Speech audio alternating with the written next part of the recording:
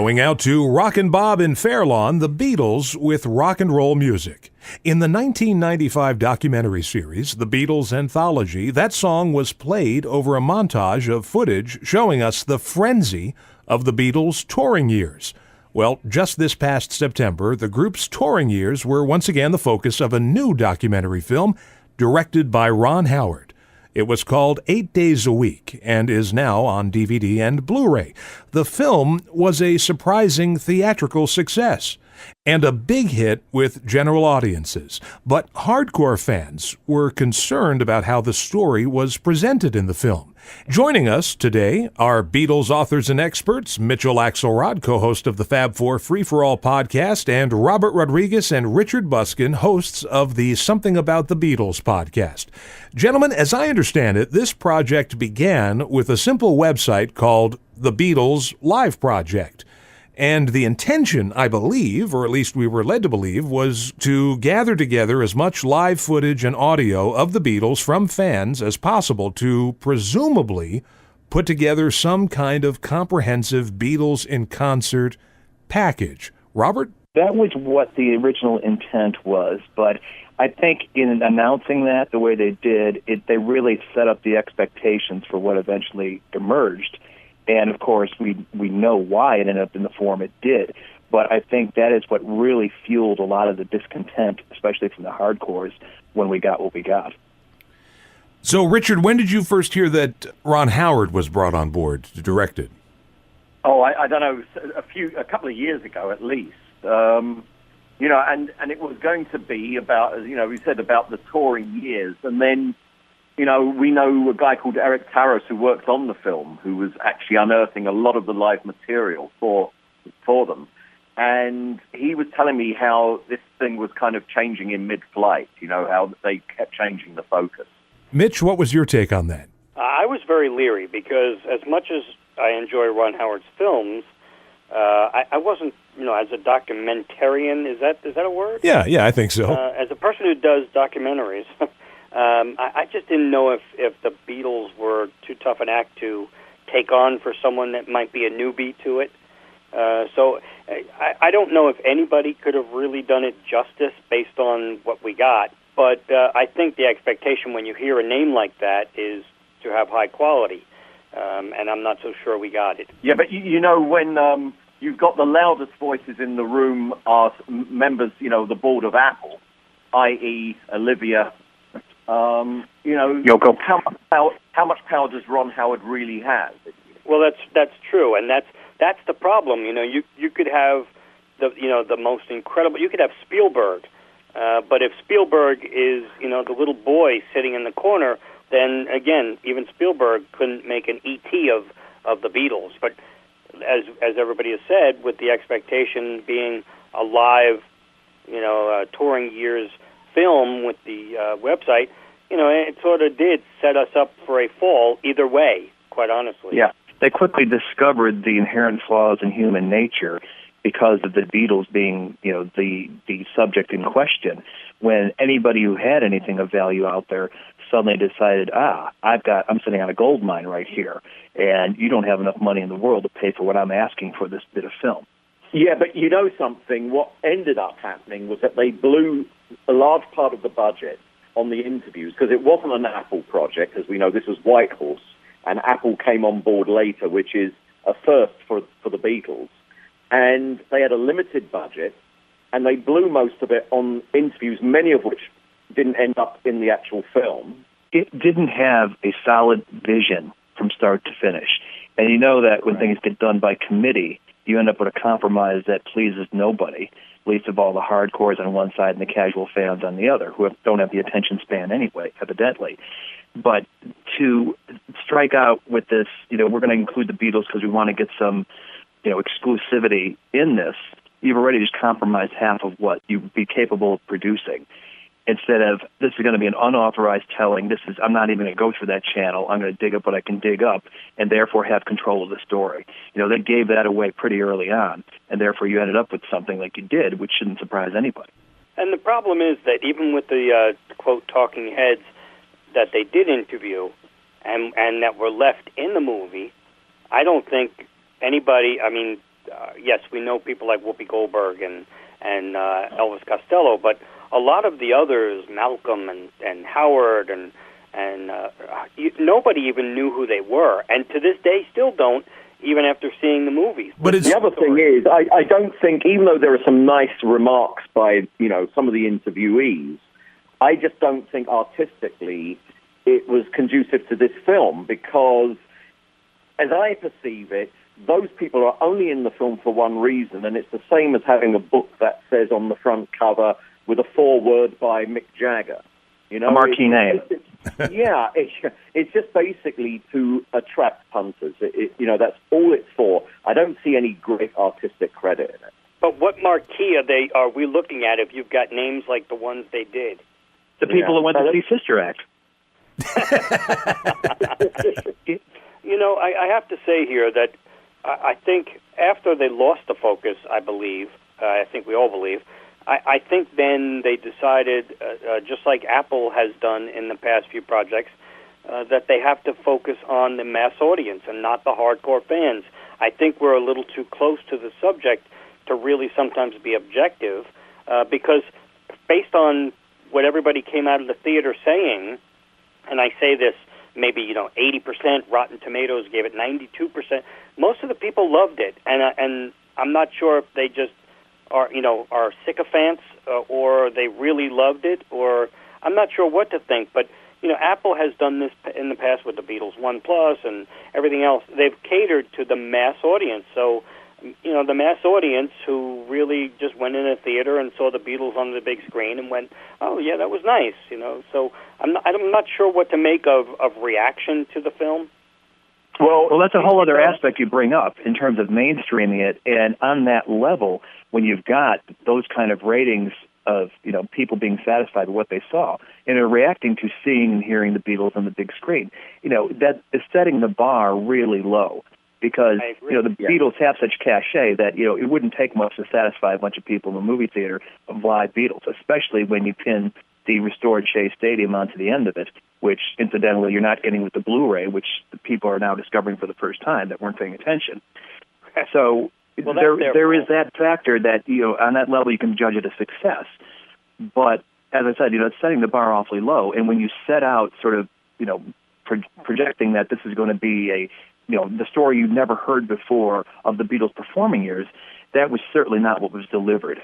And I think that was what really is stirred all this ire from the people that are deeply into the Beatles and are looking to hear something or see something, experience something that they hadn't before. And you just utterly failed to deliver on that. To me, the gold standard of a live, story of a band is The Kids Are All Right. That an amateur filmmaker, Jeff Stein, made using, there's no voiceovers during the performing scenes. These are entire, songs from beginning to end. It's not chronological. It's very impressionistic, but there's sort of a vague sort of narrative thread to it and a build-up to the climax of One Could Fold Again at the end. You could have done something like that. You still had, relevant talking heads sort of stitching it together along the way, but, you could have at least given the feeling of the Beatles' live experience. Well, speaking of the Beatles' live experience, let's hear some live music from the Beatles from June 23rd, 1963 at the Playhouse Theatre in London. Here's Thank You Girl. We're back talking with Beatles authors and experts, Mitch Axelrod, Richard Buskin, and Robert Rodriguez. The discussion is concerning the 8 days a week, the touring years film.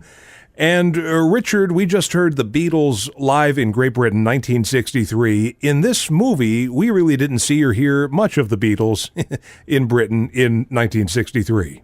I don't think I'm speaking just, as an Englishman saying this, but it was just very disappointing. I actually found it kind of offensive, the American-centric telling of their story, where there's this race to February 64. And, Hamburg flies by, and pretty much Liverpool and the rest of the UK follow suit. I think that the American side of this production showed their hand in terms of the extras. I know we haven't got to that yet, but having Alan Williams with subtitles... That was funny as all get out, I got to tell you. That, to me, echoes the UA execs who wanted to dub the Beatles' voices in A Hard Day's Night. Yeah. Who's left from the Beatle cartoons that could have dubbed them in? I wasn't going to bring that up. But But Richard brings up a great point. I mean, not spending at least a little time on Hamburg is ridiculous. That's where they went from nobodies to somebodies. I mean, that's the genesis of the Beatles as a real, true, great live band. And you've got your Klaus, you've got your Astrid, you've got your Jürgen Vollmer, you've got Pete Best. We've got people who can speak to that, and not to mention whatever fans they might dig up that eyewitness this stuff. There's people walking around that saw them at Litherland Town Hall in December of 1960 when they just, knocked everybody for a loop upon their return to Liverpool from Hamburg. That's the kind of stuff that I think should have made it into the film. If you really want to, explain and make people understand what a Beatles live experience was and what made them so compelling. As we said on our show, many bands went to Hamburg, but only one came back, the Beatles. I thought the real epic fail, and the really elementary stuff that any Beatle fan knows, even mainstream, was the whole Manila thing. Yes. It went by in 10 seconds. That was such a big reason why they got fed up with touring. It wasn't that they were just in a van in San Francisco and decided, well, guys, that's it. Why did they say that? Well, if they would have had even that little clip of John saying, we treat you like ordinary passenger, that famous clip, which everybody in the world has, it's a newsreel footage, for God's sake, why didn't they put that in and show that the Beatles were almost killed?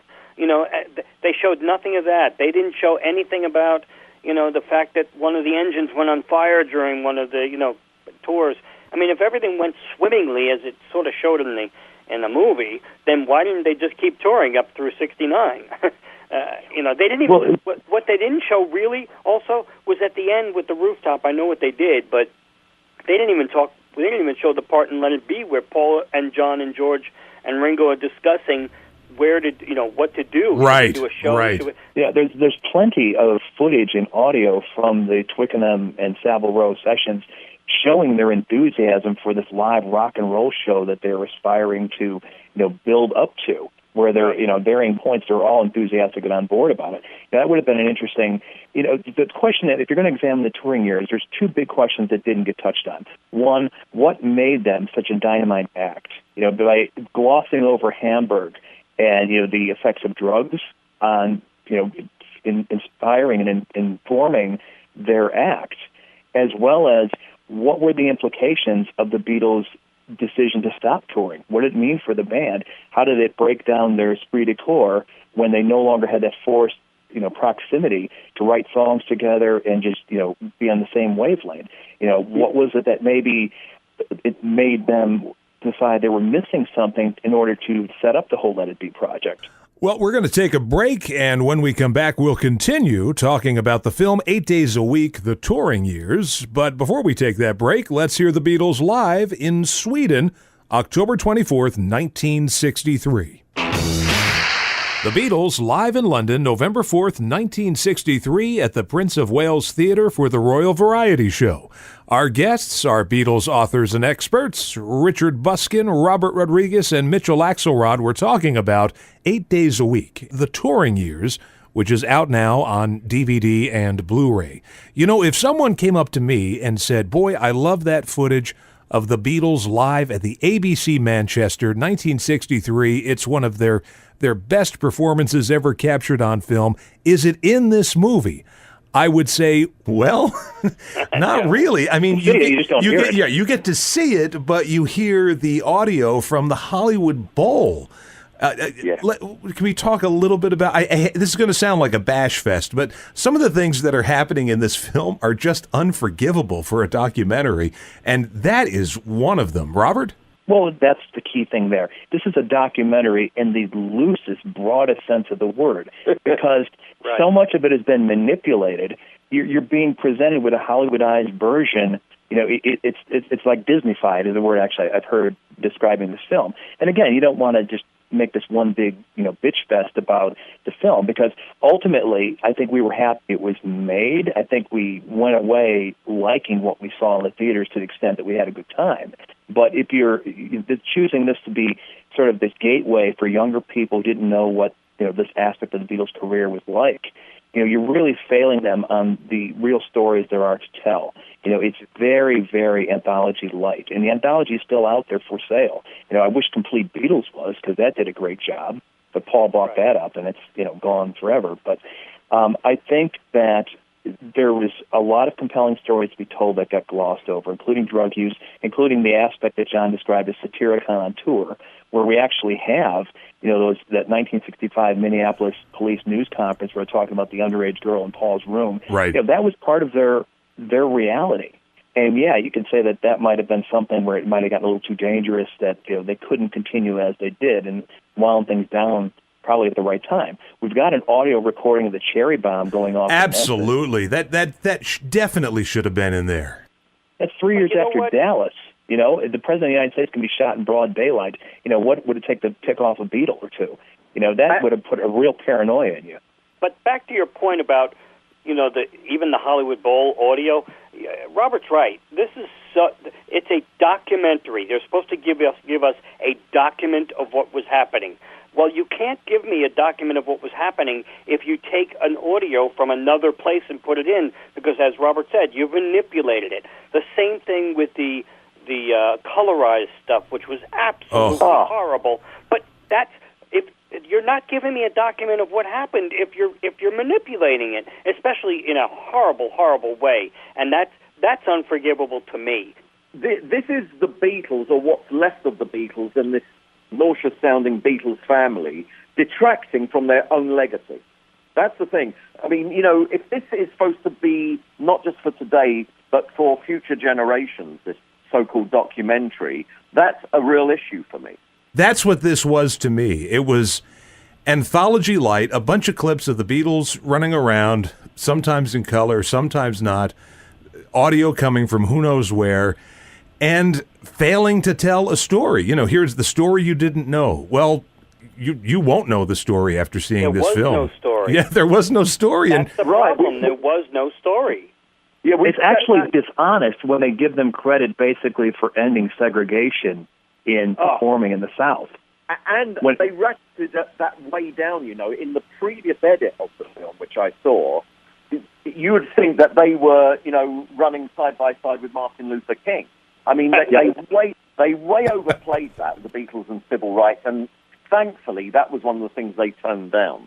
Well, the funny thing about that is that when you saw, when they did some press with Ron Howard and Ringo and Paul, they allude to that, and, being, the Beatles were the forefront, in the forefront of, and even Paul said, well, I don't remember, who came to us and said it. So he even didn't realize, it was all played up to make them look like super guys, but they really weren't. It was a rider in their contract, because that's the way they did it in the UK. It wasn't like they were coming to the U.S. and saying, we will not play, we know what's going to happen. They weren't doing that at all.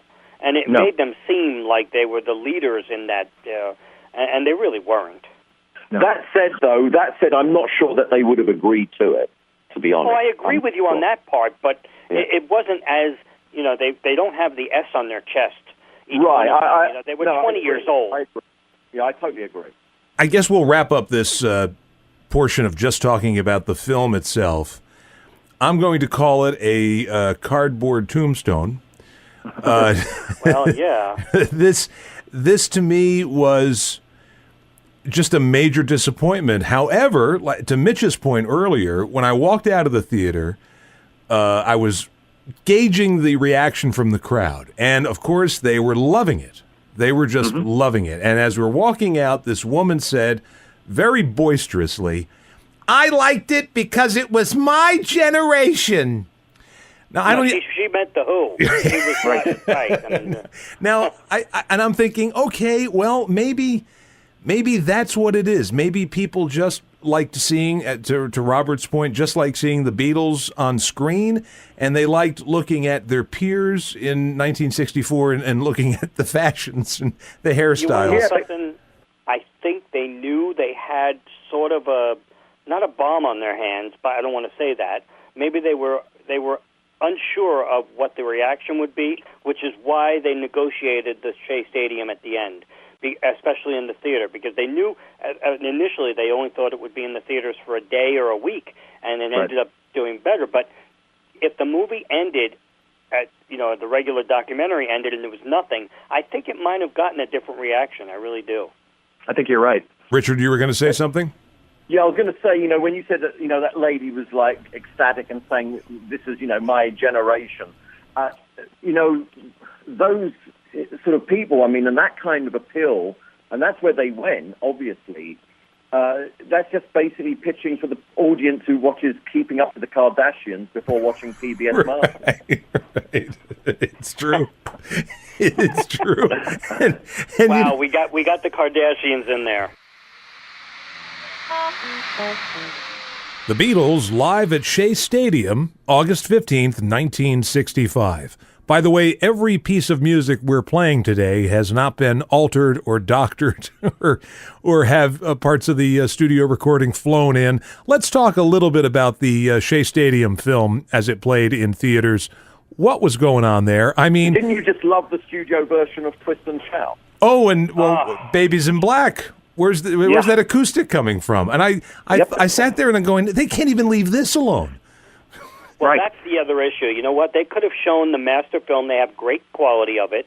They could have, right from the 35 millimeter, they could have just left that as a document and just given us, look, back in 67 when it was shown, they definitely had it was poorly edited. We know George was playing one guitar while going to another, and so, but that was the original show, so you can't fault them for that. They weren't going to mess with it to make it better.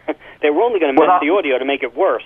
So, so they started giving us a Frankenstein of what was a Frankenstein originally. Right. So I think they messed a little too much with it. I was disappointed they didn't fly in the sound from the ABC Manchester. But, here's the thing. It seems to me they're almost embarrassed about the live performances. We've heard all this stuff on bootlegs for years. Yeah, some of it's dodgy, but the Beatles were great. We don't need doctoring to appeal to, I don't know, people who can't accept anything less than perfect. That was the whole point of seeing the Beatles and listening to them live. But that's what Giles said. Giles, in his interviews, said, when asked how come there wasn't a soundtrack album, he said, well, and like you said, I think they were embarrassed because Giles said, well, it wasn't that great, and the people just heard, the live stuff, for whatever on a CD soundtrack, and then didn't sound as good. Because if you're watching them and hearing, not great audio, you can deal with it because you're still watching the visual. But if you have it in your CD player and it doesn't sound great, well, then you might be disappointed. I get that a little bit, but you're still not doing the Beatles a justice by not releasing that and releasing the Hollywood Bowl and messing with it. Well, just to touch on that album again, obviously the companion to 8 Days a Week, the touring years film, was a re-release for the first time on CD, so that's great, of Live at the Hollywood Bowl, officially sanctioned. Now, of course, it had the photo used for the film on the album cover, which is the Beatles boarding a plane in Seattle. Whatever. Yeah. But I think even stranger was the mix. It seems like they added reverb to this, so now it sounds like an indoor venue. Right. The apologists for Giles Martin say that, no, this is the actual sound as heard, and all he did was remove what they'd put out in 77, so this is authentic, which, well, we've all heard the bootlegs, so I don't think that's at all accurate. But it makes it, to my ears, it makes it unlistenable. It's great that they boosted the rhythm section. You can hear that. You can hear a bit of John's rhythm guitar, which I guess was on the same track as George's lead guitar, and they sort of separated it out. But it sounds digital. It sounds fake. There's like they wrenched every drop of humanity out of it.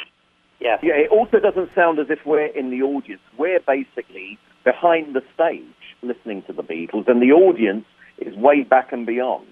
Right. Yes, it does seem that way. It seems like you're in the Seattle Kingdome and not at an outdoor venue like the Hollywood Bowl.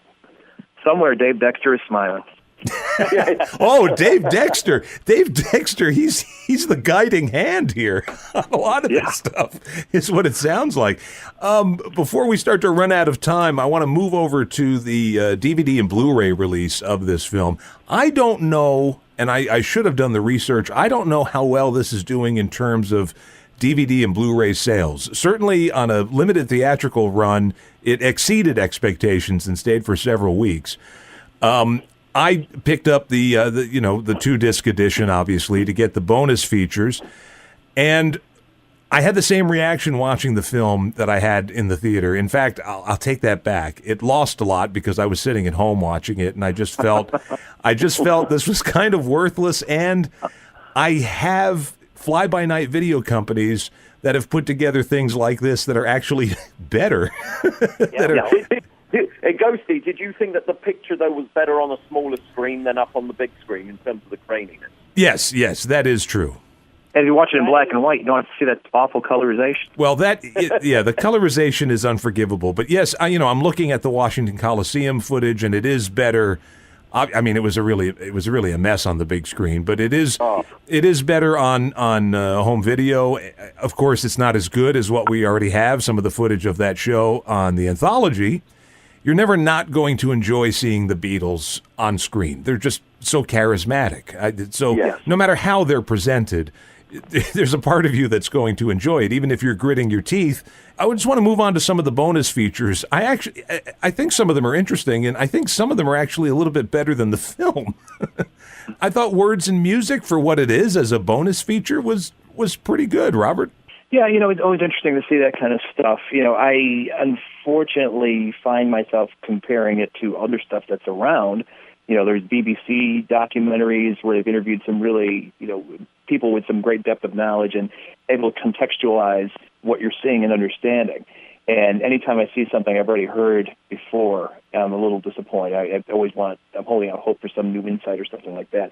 I mean, I guess, again, it's good for the people who are new to the table, wanting to dig a little deeper at the Beatles. They're not going to sit through 10 DVDs of anthology. So I guess I'm glad it's out there and maybe recognize that I'm not the audience for this stuff. Right. So I'm going for the. I'd rather have it than not. I'm going for the pros because we're going to get into the cons in just a second. But Richard, your thoughts on any of the interviews with the American fans, that sort of thing? Yeah, personally, I give it all a pass. I'm really interested in the Beatles. I'm not interested in hearing what celebrities have to say. It's okay to hear a few fan recollections. That's not going to hold me for long, though. It's like seeing biopics. I don't want to see the actors. I want to see the real performance. Right. Mitch? I enjoyed some of it. I will say, as far as pros, I enjoyed the Liverpool section because you actually got to see people involved with the Beatles, like Alan Williams, like Frida Kelly. So those people, to me, were more interesting than the talking heads in the movie. And as far as I think the Ronnie Spector segment was kind of cool as well. Just stuff like that was good. The one thing I know you're looking for pros here, but the biggest con for me were the 5 live performances. Oh, yeah. Because you're getting, first of all, I want 5 different performances as extras. I don't want complete of what we had in the movie. I want 5 different performances because that would be an extra. Yeah, this disc, too, to me, it's as if they were sweeping up, the cutting room floor, and it's like, okay, throw this in that bin and put this in that bin, and, we'll just basically push this in everyone's face. And it was. I think it was more interesting than the movie, quite honestly. That hour and 40 minutes, I think, was more interesting than the movie. Robert, your thoughts on the live clips? You hear that, Ope? That's the sound of 500,000 hardcore Beatle fans crying for the $40 that ain't never coming back. We're talking with Robert Rodriguez and Richard Buskin, authors and co-hosts of the Something About the Beatles podcast. Mitch Axelrod, one of the co-hosts of the Fab Four Free-for-All podcast. And as we start to wrap up here, some final thoughts on this project. 8 days a week, the movie and the accompanying Live at the Hollywood Bowl CD. I'm not going to... Honestly, I watched the DVD extras. I haven't pulled out the regular film because I've seen it, and I've seen it. It's almost like the fly on the wall disc. You play it once, Yes, put it yeah. to cover, and that's what I'm going to do with this, unfortunately, when it shouldn't be that way. This is a documentary of the biggest band, arguably the biggest band in the history of the world. You should be wanting to pull this documentary out a bunch of times to show people, to reference, and you're never going to, well, at least I'm never going to do that. No, not without feeling you have to skip over certain parts. If I say so myself, I think on Something About the Beatles, we compiled a far better live album that would have been, the right soundtrack for the right film. Right. Warts and all. Yep. Warts and all, right. The Beatles were not perfect. No, but darn entertaining. Exactly, and Yeah. that's what a good soundtrack album would have done. It would have showed, they're not perfect live. It's live, for goodness sake, but they were entertaining. Despite the fact of this noise being projected at them, with the muscle memory of 10,000 hours performing, that they pulled it off as well as they did is a minor miracle. I want to give you gentlemen an opportunity to talk about your respective podcasts. We'll begin with Mitch. Tell us about Fab 4 Free for All. Yes, Fab 4 Free for All is a podcast. We used to be weekly. I don't know what happened, but we're working on that again. You can find us on the internet, Fab 4 Free 4 All .com, and it's myself, Tony Triguardo, and Rob Leonard. And just like Richard and Robert, we talk about the Beatles. And a lot of people talking about the Beatles. Again, they're engaging and entertaining. So it doesn't matter how many podcasts are out there, as long as they're all talking about the same subject. It really isn't a bad thing. I'll give this movie credit. It generated a lot of discussion and made for some very interesting podcasts, like Robert and Richard's Something About the Beatles. Tell us about that, Robert. Well, it is generally at least an hour long. We do it weekly. We try to focus in on some in-depth subject or another of the Beatles, and solo as well. And it's done, we don't take ourselves seriously, but we take the Beatles very seriously. And, some things will make you sad, some will make you depressed, some things will be funny, just depending on what we're covering. But we try to keep it real. And we feel we owe the Beatles that, to get their stories right as we possibly can as two writer-researchers. And so that's what we do. And, Richard, anything you want to chime in on? Yeah, we really conduct it as a conversation between two Beatle geeks. Mindful of the audience, obviously, putting everyone in the picture. But we don't script these that tightly. We just let it flow. We've got the greatest subject matter in the world to talk about week after week. And delivered with passion. It's clear that we really care deeply, no matter how much, Rich will be dissing Paul McCartney. We care very deeply about what we're talking about. And Robert will be dissing John Lennon as well and promoting Paul's Ram as his first great masterpiece. You got it. There you go. Wow, you're fighting on this show. That's great. I should get the Odd Couple theme underneath this. Thank you, gentlemen. Have a great rest of your day. I really appreciate it. Thank you. Thank you.